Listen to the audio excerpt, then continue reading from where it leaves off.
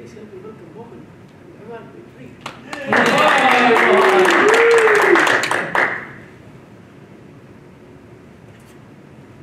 Rheid, you start the speech in the middle seat. You caught our attention when you brought the other seat to make a middle seat. And I could visualize few things when you woke up from the dream because somebody hit you because you drew. Effectively used the space, effectively brought us to the aircraft. And when you said you came back on Saturday evening and went back on Sunday morning, I could feel how hard it was. You brought back many of the things that works bring to us. I've never been in a situation like that. Never traveled that much to work. But still, I could relate some of the other things which are similar to this travel. And there were quite a few entertaining things in the speech, like back problems of the homeless. I don't know really homeless have the back problems because they are sleeping on the bench or not, but at least some imagination. Oh, there is no bed, he is sleeping on the bench. Oh, he must be having back. So there were few of them spread here and there. You could hear the chuckles from others. There were a couple of things which I could not understand or I was lost. You said, I wanted to be a father, husband, friend. And my head was going, yeah, everyone is all the time. And why is he complaining about the job? Those two are two different things. So I was lost there. I was not enrolled in your speech at that point in time. Another thing that you tried to make a park bench from the aircraft seat, and it took some time to pull those things to here, and it was effective. But I do not know whether the payoff was okay. They're taking the time to move all the 3 chairs here and making that as a park bench. And even saying that I was sleeping on a park bench on the same chairs that were lying there would have been okay with me, or I felt that would have been far better.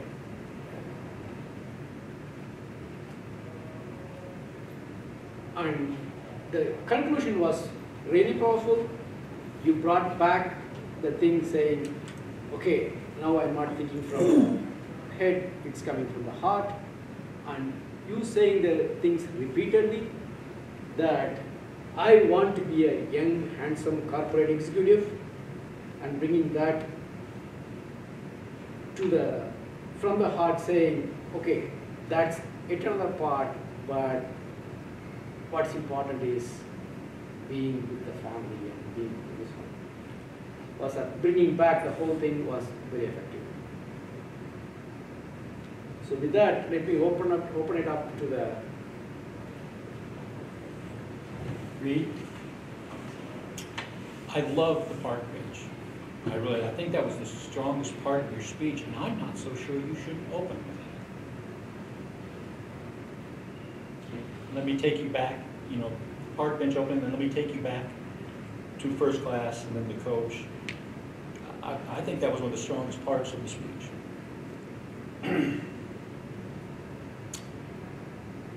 At one point you said, did I say? I think you should change it to, did I mention that I hate my job? The redream, interesting word, but I think there's a better word, and I'm sitting there trying to think. Reorganize my dream, reprioritize my dream. Redream it didn't quite, it was an off word.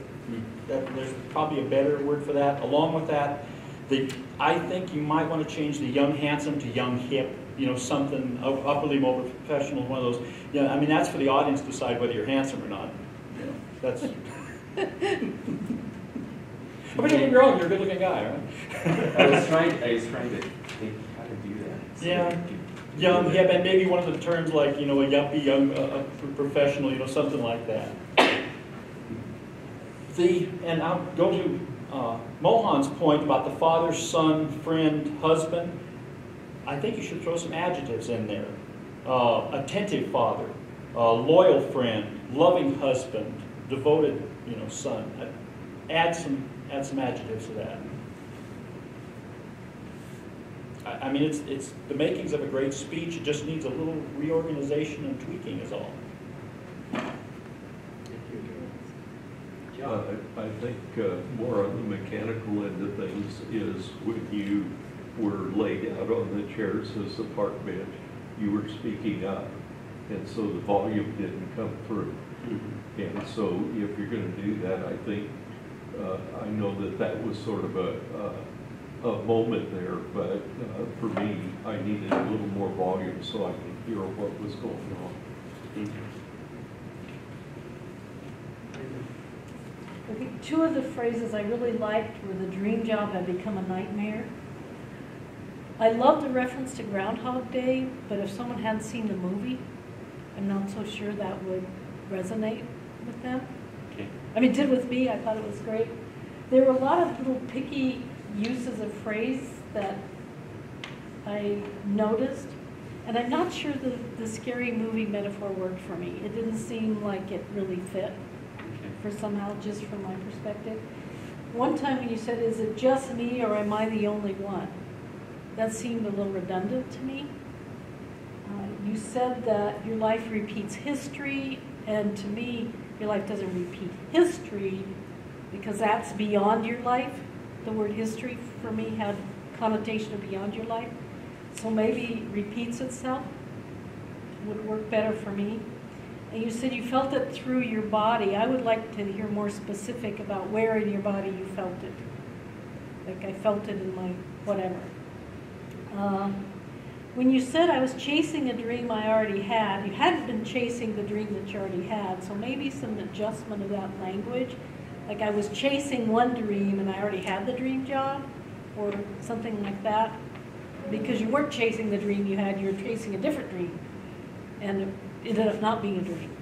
So that was just a little picky thing. I agree with Mohan that the ending was really powerful. I felt like it was a little convoluted though. It maybe make it more concise and more direct would have made it even more powerful. Yeah, I agree. Many people have said. There's one thing I really like. It used to be just the first class 2 chairs. When you set it up, I wasn't sure what you want to do about it. Then later on, when you say need to see, then you bring the other chair back. I think that's pretty effective and pretty clever. Make the audience think then, oh, that's what he's doing. There's one thing I want to comment on, which I really like through all your speeches, is your eye contact. For some reason, when you give different speeches, I can always feel like you are talking to me.